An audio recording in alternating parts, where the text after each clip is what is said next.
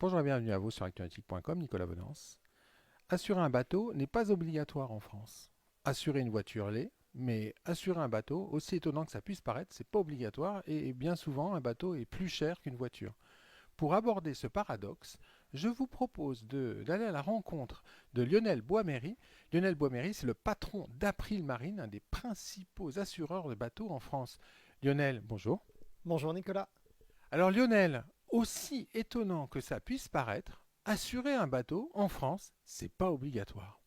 Oui, effectivement, Nicolas, vous avez raison. Assurer un bateau en France n'est pas obligatoire. Alors, sauf quand on est présent dans un port, parce qu'un bateau qui est dans un port doit être assuré un minimum en RC. RC, c'est responsabilité civile. C'est ça. Donc, la responsabilité civile, en fait, dans un port, va couvrir deux choses.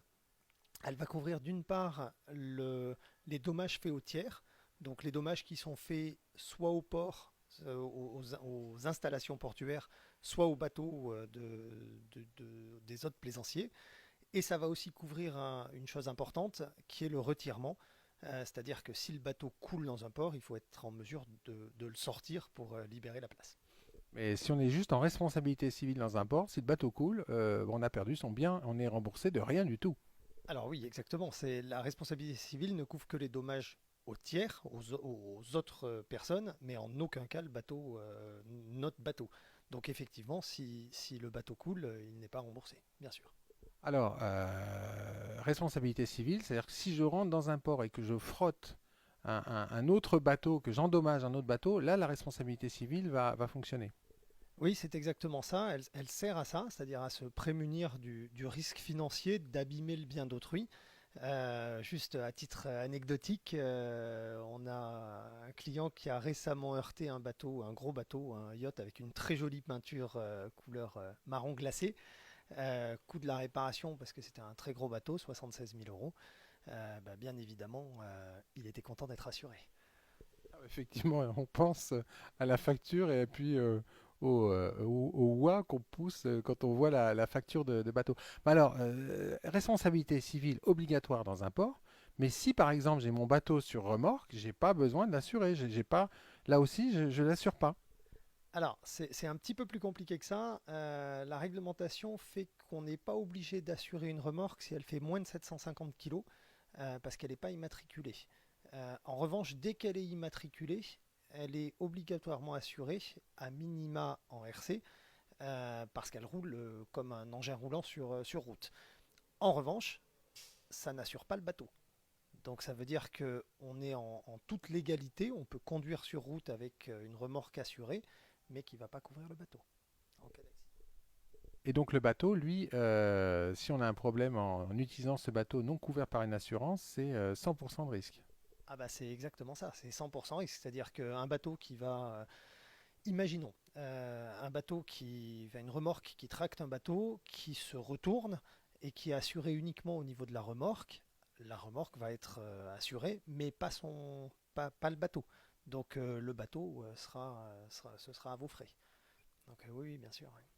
Il faut être sacrément joueur quand même pour pas assurer son bateau ou ne mettre qu'une RC en fait. Ah, faut être quand même un petit peu joueur parce que un bateau, on sait que le prix est vite celui d'un petit bateau, le prix est vite celui d'une grosse voiture. Et ça peut, comme vous le savez, aller très très au-delà.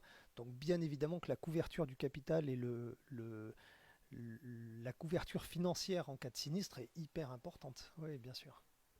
Alors vous, chez April Marine, vous proposez quoi? J'imagine de la RC pour les joueurs, on va dire les plaisanciers qui sont un petit peu joueurs quelque part. Et qu'est-ce que vous proposez en plus? Alors, oui, alors il n'y a pas que les joueurs, hein, bien évidemment, dans la RC, parce qu'il y a aussi des bateaux qui sont de très faible valeur et qu'il faut arriver à couvrir en responsabilité civile.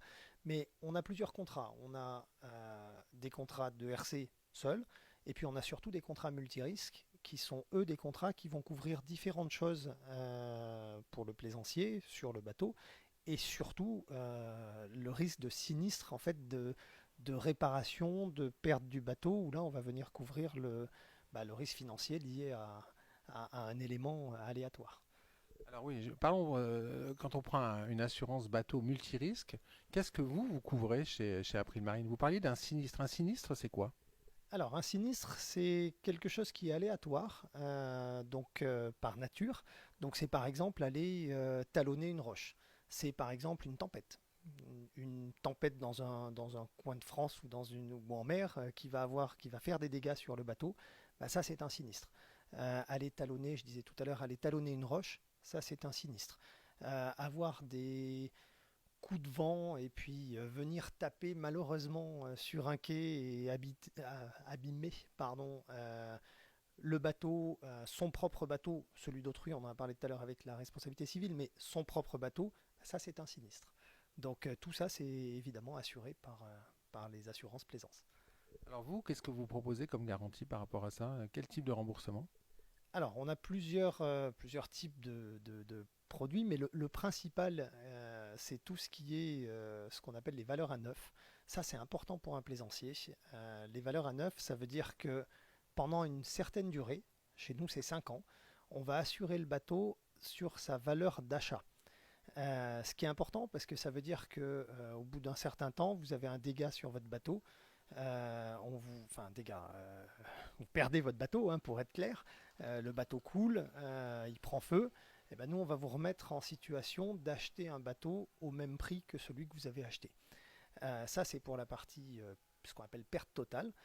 Ensuite, on a ce qu'on appelle des avaries partielles. Donc, avaries partielles, c'est typiquement j'abîme un bout de mon bateau, j'abîme une bôme, j'abîme un moteur, j'abîme différents petits morceaux d'un bateau. Petits qui peuvent être significatifs, hein. Un moteur, évidemment, ça reste significatif. Mais là, on va vous rembourser soit en valeur économique, ce qu'on appelle valeur économique, valeur à dire d'expert, ou bien en valeur à neuf pendant les 3 premières années du bateau. Donc voilà, l'idée c'est de vous remettre dans la condition de pouvoir racheter votre bien, remettre en état votre bien pour qu'il soit comme avant votre sinistre. Alors, dans une multirisque, vous avez des choses un petit peu particulières, je pense aux avaries. Oui, alors on a des choses, alors pour être exact, on parle d'avarie moteur. Oui, on a des choses qui sont très particulières dans nos contrats parce que notre métier c'est d'assembler des briques et de faire un produit qui soit vraiment à destination des plaisanciers et un produit de spécialistes. Et on a une brique, celle que vous mentionnez, qui est l'avarie moteur, qui est en fait une brique qui sert à couvrir le moteur en cas de casse. Donc je ne suis pas en train de parler d'un sinistre, je suis en train de parler de casse moteur. C'est-à-dire je navigue, mon moteur casse, ou je tourne la clé pour le démarrer, le moteur casse. Eh bien nous, on va prendre en charge les réparations du moteur s'il a moins de 20 ans et s'il a moins de 1000 heures. Et là, on parle vraiment, j'insiste sur le mot casse, parce que c'est vraiment le sujet. Ça, c'est quelque chose d'assez unique, hein, parce que sur le marché, il n'y a pas beaucoup d'assureurs qui proposent ça. C'est vous qui avez d'ailleurs créé ce type de couverture. Oui, on l'a lancé il y a à peu près 3 ans. Ça correspondait à un besoin des plaisanciers parce qu'en fait, quand on achète un bateau, alors il faut se souvenir que le marché français, c'est essentiellement du bateau à moteur. Quand on achète un bateau moteur, le vrai gros risque, c'est le moteur.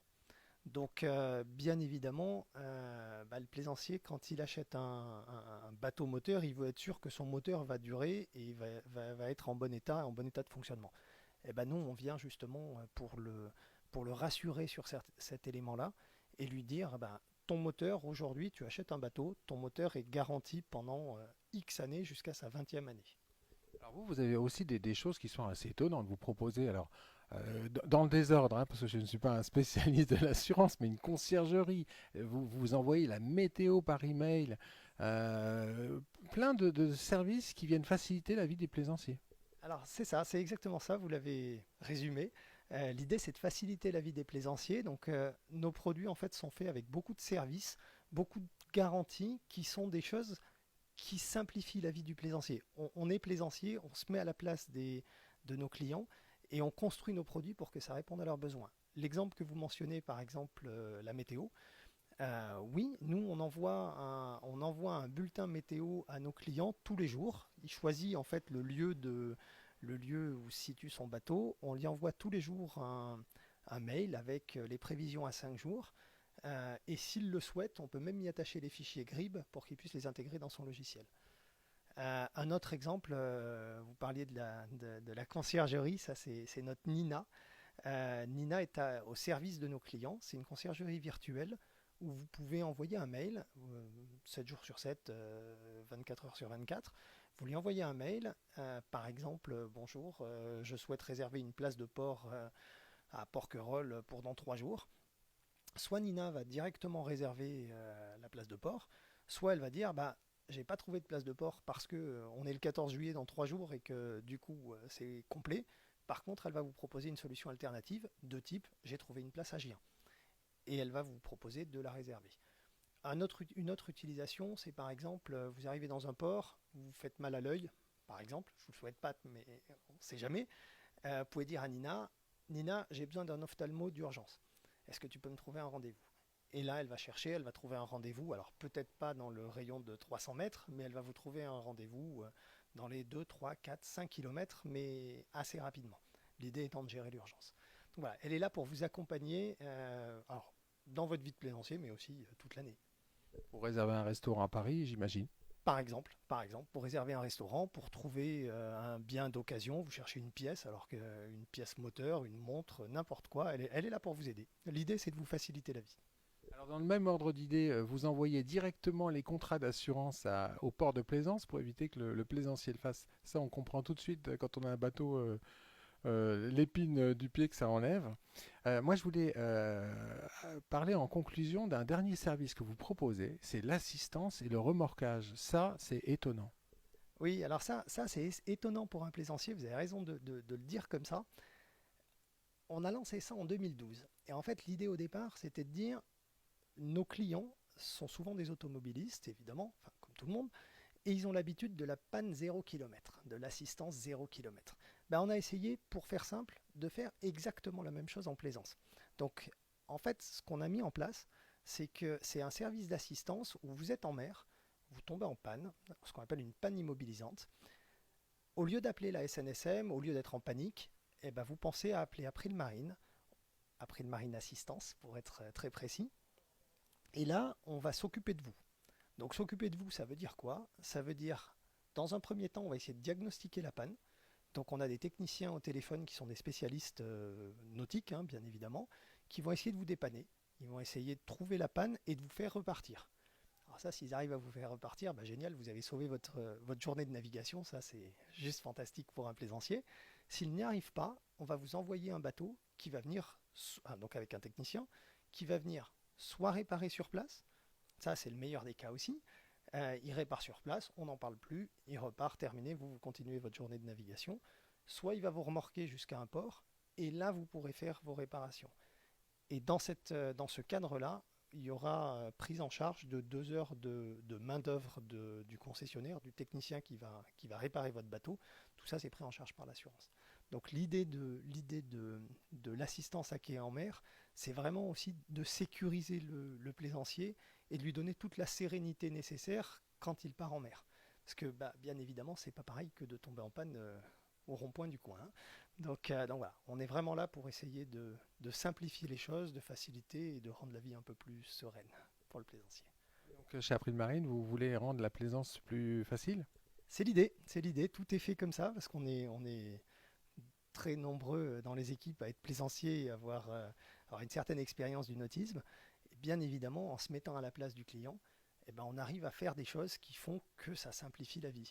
Vous l'avez dit tout à l'heure, tous les services, l'assistance, la météo, les envois d'attestation au port, tout ça, bah, ça fait qu'au final, c'est très simple. Et on essaye de simplifier. Voilà. C'est notre jeu de tous les jours. Merci beaucoup Lionel Boisméry d'avoir partagé votre passion de la plaisance avec nous. Avec plaisir, c'est une vraie passion, ouais. Avec plaisir. Merci Nicolas. Voilà, on aura compris que effectivement, si assurer un bateau n'est pas obligatoire, bah, c'est fortement conseillé eu égard à la valeur du bateau et puis à l'usage que l'on en fait. Et c'est sur les images d'April Marine que je vais rendre l'antenne. À très bientôt sur actunautique.com.